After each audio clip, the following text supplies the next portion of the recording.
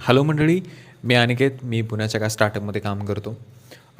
जसं आपण काल डिस्कशन केली की स्टार्टअपमध्ये कसं असतं किंवा कशी जर्नी असते किंवा तुम्ही स्टार्टअपमध्ये जर काम करत असाल, तुम्हाला काही बेसिक गोष्टी असतात त्या माहिती असणं खूप गरजेचं असतं. तसं स्टार्टअपची ही जर एक बाजू असली तरी स्टार्टअपची एक दुसरीसुद्धा एक पॉझिटिव्ह बाजू आहे. त्याच्याबद्दल आज आपण थोडं म्हणजे बोलणार आहोत की स्टार्टअपमध्ये काम करत असताना जसं मी एका व्हिडिओमध्ये म्हटलेलं की तुम्हाला छोट्या छोट्या गोष्टींचा एक्सपिरियन्स घेता येतो. जसे की आता मी डिझायनिंगमध्ये आहे. सो मी जर एम-एन-सी कंपनीमध्ये असतो डिझायनिंगसाठी, सो मला वेंडरशी कॉन्टॅक्ट करण्याचा काही संबंधच आला नसता. त्याच्यासाठी एक दुसरीच टीम असती. सो त्याने वेंडरशी कॉन्टॅक्ट करायचा, प्रिंटिंगचे पेपर किंवा काय असेल ते सगळं त्यांनीच बघायचं. त्याच्यानंतर अजून एक गोष्ट जी असते ती म्हणजेच काय की प्राईसबद्दल डिस्कशन करायचं किंवा मला इतका एम-ओ-क्यू हवा आहे, मला इतकंच पाहिजे, इतक्याच क्वांटिटीमध्ये घ्यायचा आहे किंवा जी क्वालिटी असेल ते त्याचं डिझायनरशी त्याचा काही संबंध नसतो. डिझायनरचं काम एम-एन-सी कंपनीमध्ये काय पॅकेजिंग तयार करणं, डिझाईनची फाईल पाठवणं, बाकी काम त्यांचं त्यांनी.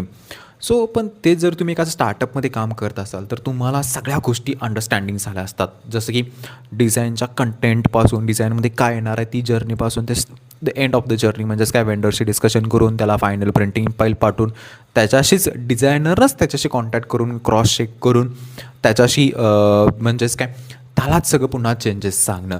पण हे एम-एन-सी कंपनीमध्ये ह्या गोष्टी होत नाही. त्याच्यासाठी सेपरेट तुमची टीम असते. क्वालिटी चेक करणारी वेगळी टीम, वेंडरशी डिस्कशन करणारी वेगळी टीम, तुमचं पॅकेजिंग तयार झाल्यानंतर ते फायनल करणारी वेगळी टीम. पण स्टार्टअपमध्ये तसं नसतं. स्टार्टअपमध्ये सगळं तुम्हालाच करावं लागतं. ही एक जी दुसरी बाजू आहे ना, ही तुमच्यासाठी खूप चांगली असते. पण ही जी दुसरी जी बाजू आहे ह्याचा आस्वाद तुम्हाला कधी घेता येईल? जेव्हा तुमच्या स्वप्नातला स्टार्टअप तुम्हाला भेटेल. म्हणजे त्या स्टार्टअपमध्ये तुम्हाला मी म्हणणार नाही की प्रत्येक स्टार्टअपमध्ये प्रॉब्लेम्स आहेत किंवा नाहीत. प्रत्येक स्टार्टअपमध्ये प्रॉब्लेम आहे. पण ती स्टार्टअप कंपनी त्या प्रॉब्लेमशी कसं टॅकल करते खूप महत्त्वाचा असतो. ओके. आता जस्ट एक्झाम्पल, आता मोबाईलच्या बॅटरीचा खूप इश्यू सारखा येत आहे. माझ्याकडे 2 ऑप्शन आहेत. एक म्हणजे मोबाईलची बॅटरी बदलणे किंवा दुसरा ऑप्शन म्हणजे काय मोबाईलच बदलणे. आता माझ्या बजेटमध्ये काय आहे की मला बॅटरीच बदलावी लागणार. पण ती बॅटरी बदलणं हे खूप गरजेचं आहे. तुम्ही कसाही बदला, बॅटरी बदलणं खूप गरजेचं आहे. त्याचप्रमाणे स्टार्टअपमध्ये काम करताना प्रॉब्लेम्स आहेत, पण ते प्रॉब्लेमला ती स्टार्टअपमधली जी लोकं असतात ते टॅकल कसे करतात ना, ते खूप महत्त्वाचं असतं.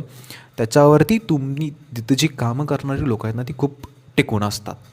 जर ते प्रॉब्लेम्स तुम्हाला नीट टॅकल करता आले ना, तुमचा स्टार्टअप नक्की पुढे जाईल. सो हीच एक जर्नी आज थोडं बोलायचं होतं, ज्या स्टार्टअपची दुसऱ्या बाजूबद्दलसुद्धा. पुन्हा अशाच एक नवीन व्हिडिओ आणि इन्फॉर्मेशनसाठी तुम्ही नक्की मला फॉलो करू शकता, सबस्क्राईब करू शकता. भेटूच अशा एका नवीन व्हिडिओमध्ये.